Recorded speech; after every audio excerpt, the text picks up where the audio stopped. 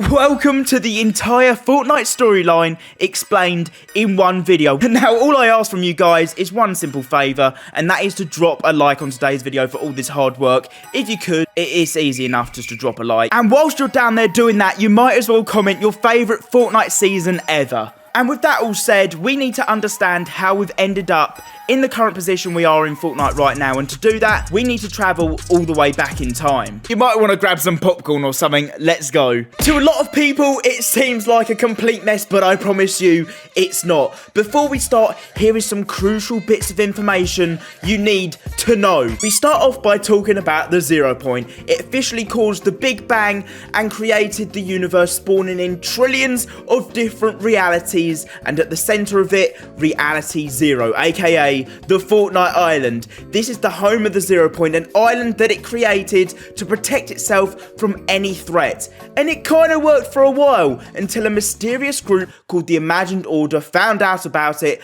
and decided to move and live on the island. They created a whole bunch of secret underground bases which they can access through the bunkers. This company is run by Gino and the sisters, and they use the Zeropoint's energy to create the loop which forces people to fight against each other for 22 minutes. And then it resets their memory. They're the ones that have been looking after this island and keeping it in order this whole time. And this is where Fortnite starts, as there are multiple attacks to the island trying to steal the Zeropoint's energy.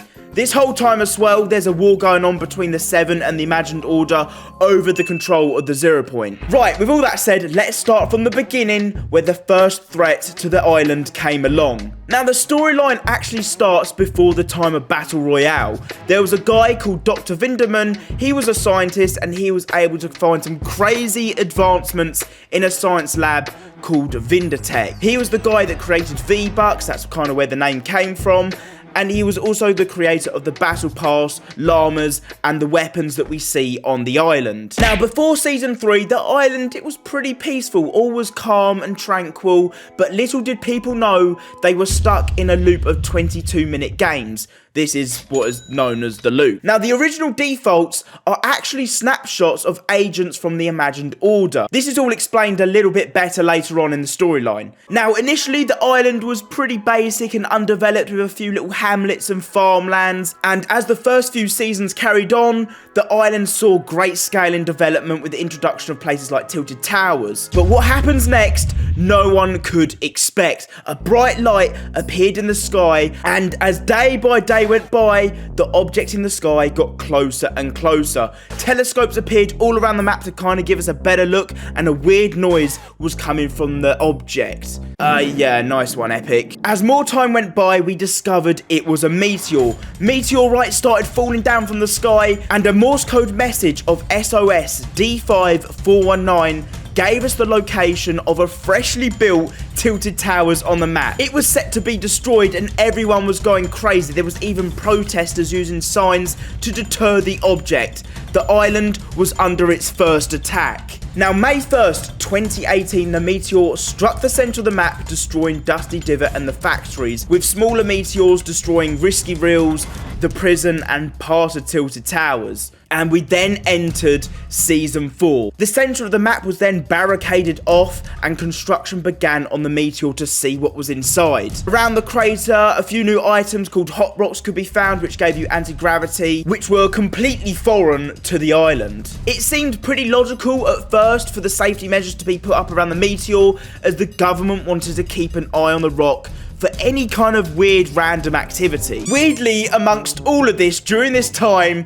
a movie about superheroes was being filmed, with the sets being found at Moisty Mire, a big dino footprint, a superhero mansion, and most importantly, a villain base, complete with its own rocket. But with all things going on, a mystery person was spying on the operations going on around the meteor site. Who could it be?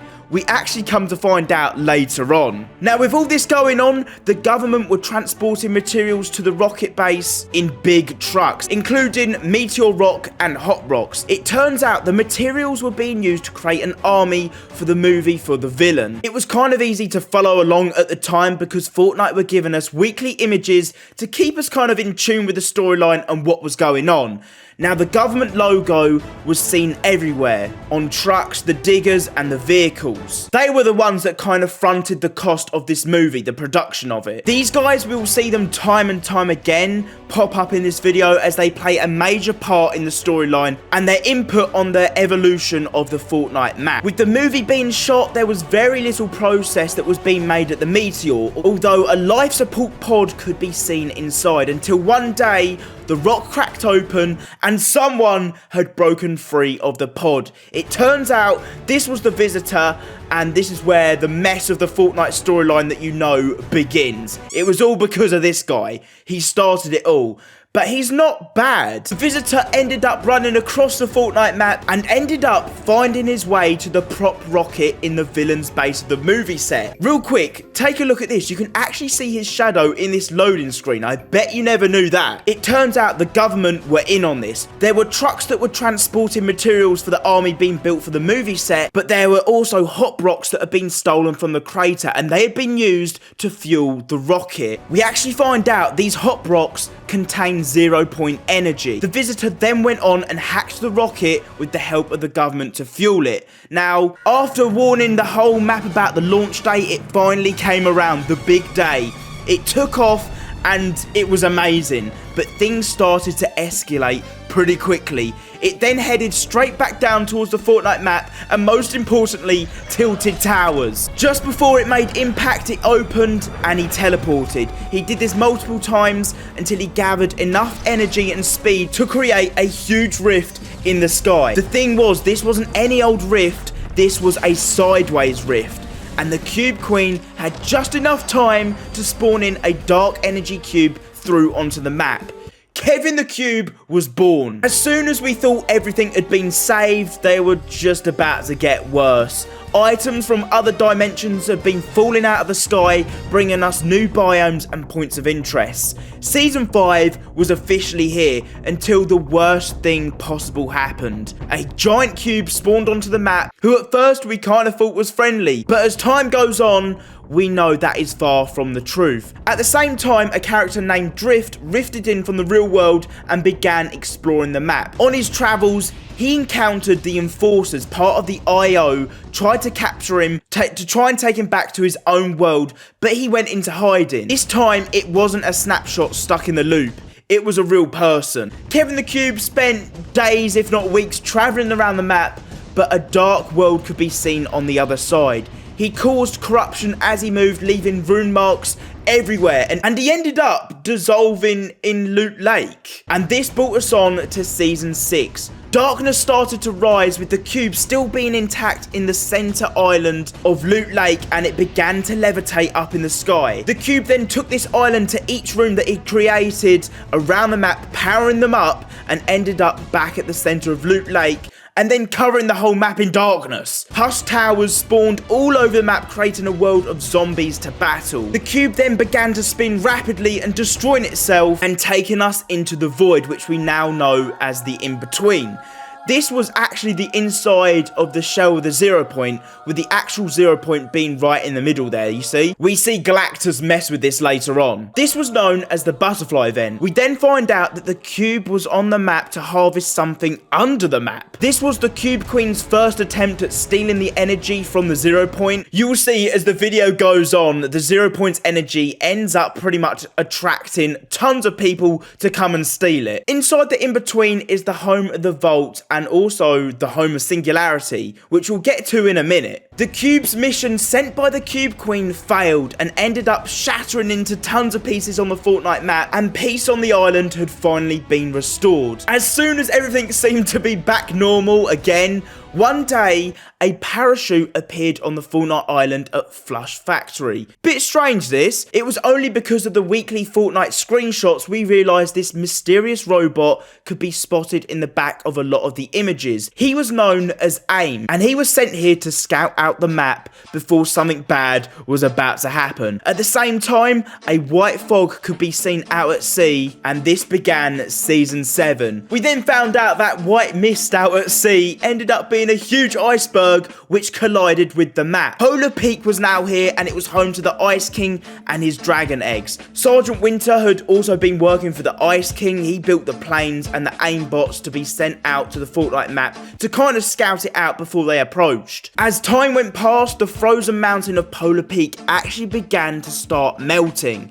It revealed a prisoner trapped inside the ice. Again, the Ice King had been drawn to the island by the energy left behind by the cube. He then got his servants to harness the energy left over by the remainders of like the shattered pieces of cube and dark energy left on the island until he was powerful enough to take it over by himself. He then started hovering up in the sky in a massive ice ball. Yeah, while this was all going on, the ice underneath was melting. The Fortnite map was too hot. And that revealed his arch enemy, who he had trapped down in the ice for many, many years, and he had finally escaped. The Ice King then unleashed the power of the cube and covered the whole map in a blanket of snow. The island was now officially his. But who could stop him? Well, little did he know that his arch nemesis, the prisoner, had escaped. He also matched the Ice King in power. He stole some of the eggs and used fire magic to bring himself back to his original powerful state. The short reign of the Ice King was about to come to an end. War was about to officially happen. Come season 8, the prisoner had created a huge volcano, and whatever the Ice King was after, he was after too. But only this time, they had some other company.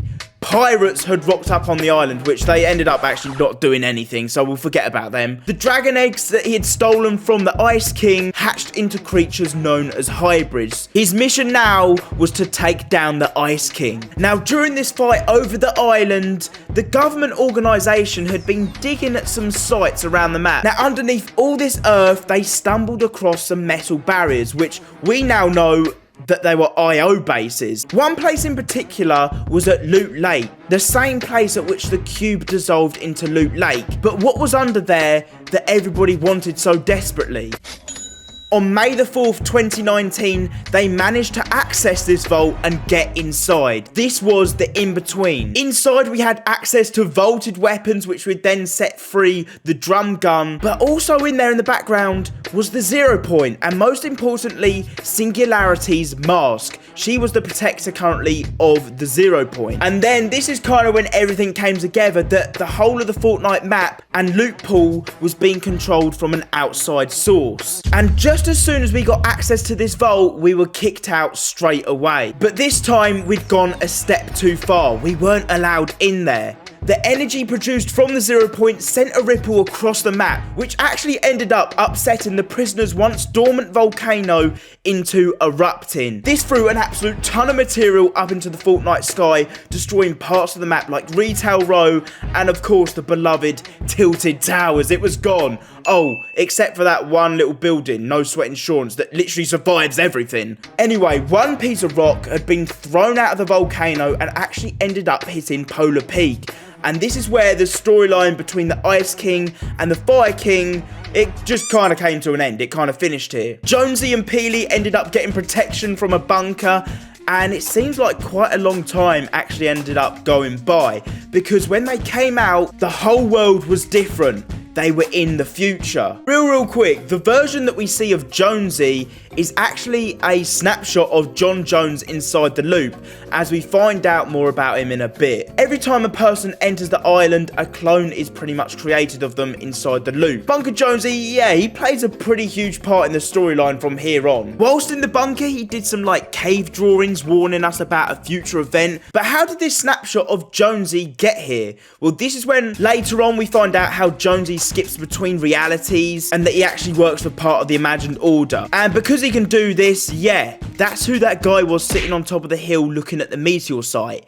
It was John Jones. The thing is, this whole time, Singularity, she'd been hiding the power source of the Zeropoint. But the thing is, the cat was out of the bag now. Everybody knows about the Zeropoint. And the energy from the Zeropoint was then harnessed to create futuristic towns. she kind of revealed her secrets to the world and allowed the Zeropoint's energy to be used by the government organisation, now kind of taking control of it. Because of Singularity's heroic act of saving the Fortnite Island, a monument in Neo Tilted was erected in her honour for saving the Fortnite Island, kind of like her being a hero or whatever. But Singularity didn't tell everyone about all her secrets. She actually ended up telling everyone everything they kind of wanted to know, and that everyone would be safe with kind of like this infinite energy, when really all this new infrastructure that had been built was helped to protect the vault against the next big attack. Polar Peak over this time continued to melt and revealed something crazy, a massive eye belonging to a monster of even bigger proportions. And as days went by, the surrounding ice continued to melt. One day, the eye had gone and something had broken free of the ice and was on the escape around the Fortnite Island. The monster zoomed around the oceans, around the map, and ended up coming onto the island at some point and destroying the cables to Neo Tilted, which was obviously being supplied energy from the Zeropoint. But who was there to save the island this time? Singularity, and she intended on killing it. But little did the inhabitants of the island know she'd been working behind the scenes and on secret measures to destroy this monster. The whole time, she had been creating a massive secret inside of the pressure plant, something so big that it could take down the Polar Peak monster. Again, this whole time, Jonesy in the bunker warned us about this all going on. The robot Singularity had created over the weeks was beginning to take shape, and just as it was finished, the monster decided to take attack on the island again, but this time go for the power of the Zeropoint in the vault. The fight between the robot being controlled by Singularity and the monster was awesome. Just as all hope seemed to have been lost, in a last-ditch attempt, Singularity destroyed the opening of the vault and grabbed the Zeropoint, which landed a devastating punch on the monster, giving Singularity just enough time to grab the last trick up her sleeve, which literally no one saw coming. The monument of her in Neo Tilted ended up being a sword.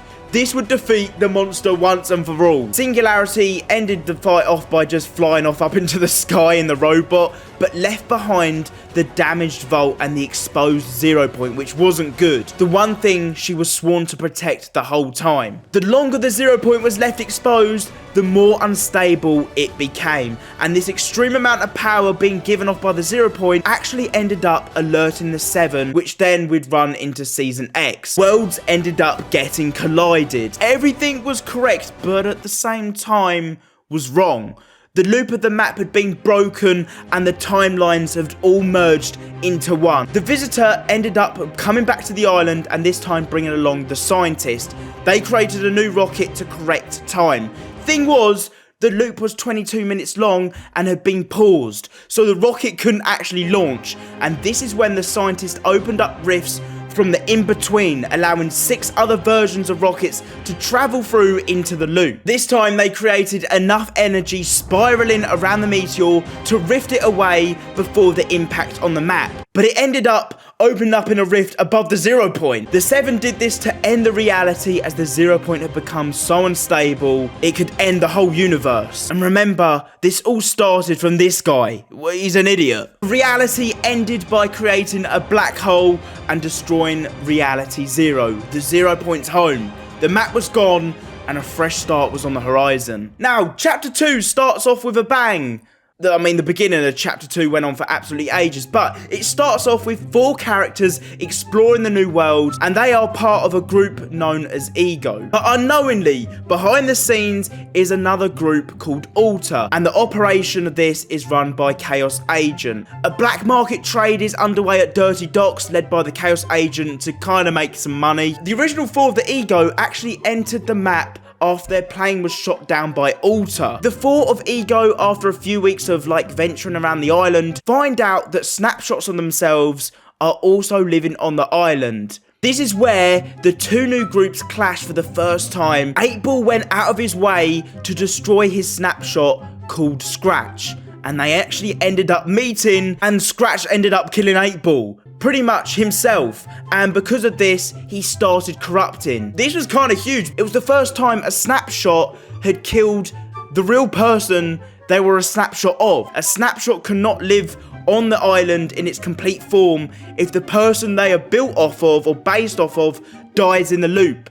Therefore, he became kind of like a glitch in the Matrix, I guess. But Chaos Agent, he had huge plans to create an army. He was also working on a side project as well, as you do, to control the weather on the island. The war carried on between Ego and Alter, but something kind of strange was arising in the center of the island, the Agency Organization. Now, at the beginning of Season 2, the leader of this organization finally emerged. It was Midas, and he had deflected from originally working from the Imagined Order. This whole time, he was preparing an attack to take over the island, and in the time where Alter and Ego, there was no real winner between both these teams, he had gained so much knowledge on them. The now losing Ego team, Midas then approaches and makes a sweet proposition for them to join forces, which would now make Midas the leader of both the Agency and Ego. Real quick, it turns out even Lynx, who was all the way back in Chapter 1, Season 7, was working for Midas. On top of that, both Lynx and Meowscles are best friends. We see Meowscles in the loading screen here, and then he also has a tattoo of Lynx, which is pretty cool. This just proves that Midas had contact with people from the Chapter 1 dimension. This guy was pretty clever. At the same time, Alter would create a new branch of their organization called Shadow. So Midas does the same thing and creates a branch off of the Agency organization called Ghost. It was now a battle over the control of the island, and this was done by creating new outposts across the map, such as the Grotto, the Rig, the Shark, the Yacht. The thing is, Midas's great plan was, it was upsetting quite a lot of people on his team, and a lot of his workers deflected and would go and work for Shadow under Alter, which ended up meaning Midas would end up losing a lot of his outposts.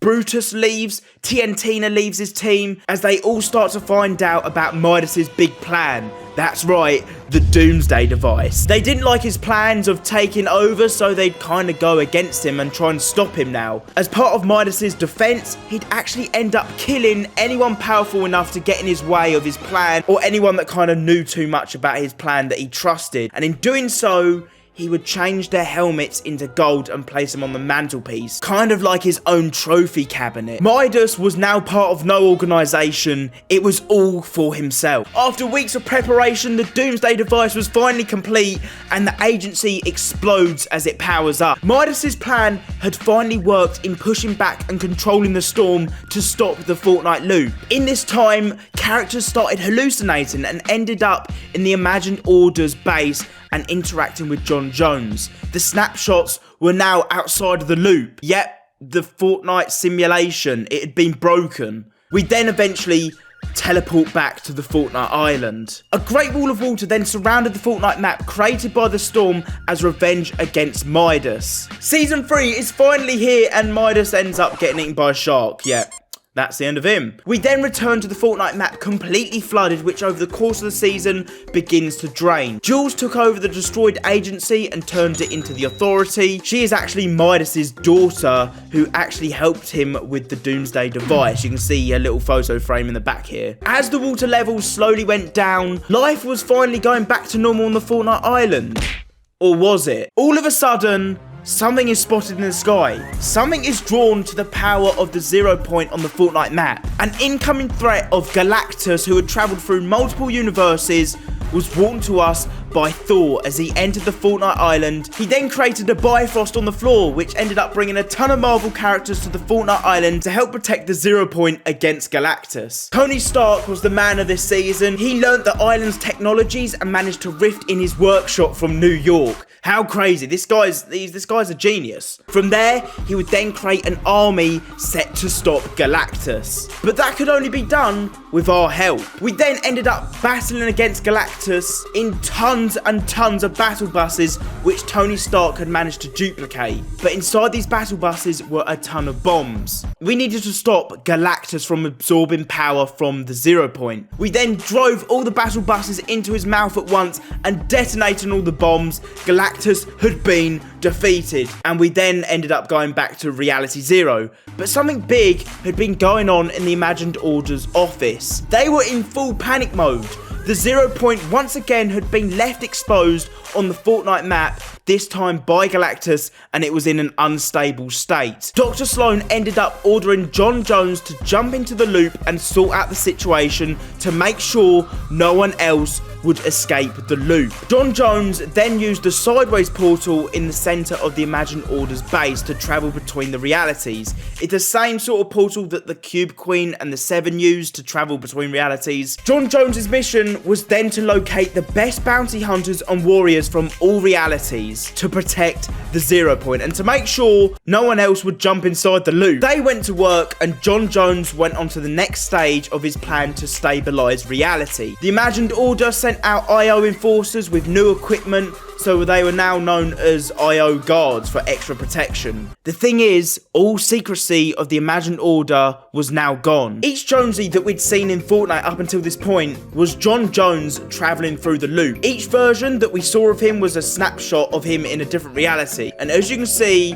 he has a wardrobe here of a ton of different costumes in the Imagined Order's base, pretty much to jump into a different reality. It's weird to kind of think when you look back on it that John Jones and Midas used to work together, part of the Imagined Order. During this time, pure portals opened up from the Zeropoint, letting in enemies from all other realities from different universes. The thing is, John Jones was hopping in and out of the loop so much from recruiting different teammates to help protect against the Zeropoint that the Zeropoint became so unstable. At this point, we then entered a live event. John Jones was instructed by the Imagined Order to abandon mission, but he kind of went against them, and yeah, he kind of lost his job working for the Imagined Order. Let's just put it like that. He went against their backs. He would then come together with the Foundation to work together to help protect the Zeropoint and to stop it from exploding. Now, John Jones ended up alerting the Seven by throwing his portal gun into the Zeropoint, which made it so unstable that it kind of alerted the Seven, and the Foundation ended up turning on the map. They agreed to work together to stop the Zeropoint from exploding. We would then help them by closing up the rift portals and sealing them back up. The live event was awesome, and the Foundation would end up sealing himself inside the Zeropoint, inside a spire, to give it time to heal. And in return,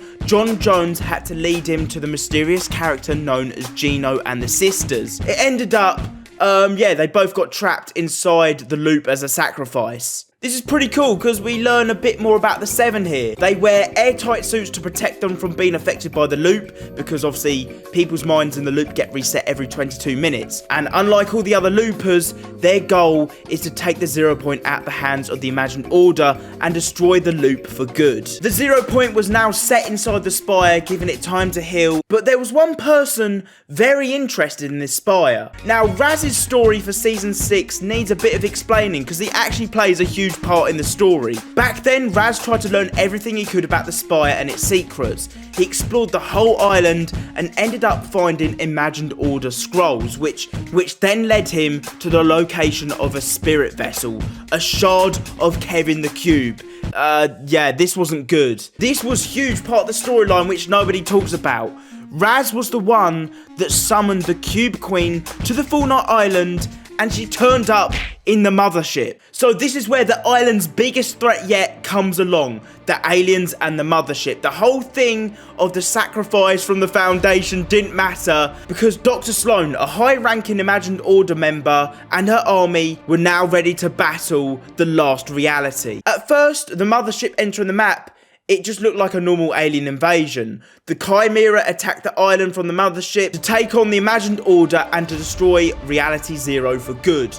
I mean, Season 7 started off by the mothership actually destroying the spire, which sent the Foundation flying into a different reality. And this was our first time meeting Dr. Sloan. She had many secrets, which we found out. We found out she graduated from the IO school. And here we can see our first image of Gino handing over her award. Yeah, Gino is that guy the Foundation wants to talk to. Now, the aliens actually ended up distracting us with the Ariana Grande concert, which they would then use to scan our brains. The aliens then started to abduct parts of the island in hopes to find the Zeropoint. But Dr. Sloan, she thought she had a pretty good idea and would make bombs underneath the abducted parts of the map, which would then go into the mothership and destroy it from within. But little did she know She pretty much got baited, okay? This wasn't an alien invasion at all. Dr. Sloan just fell right into the plan of the Cube Queen. There was an army of cubes that were powering the mothership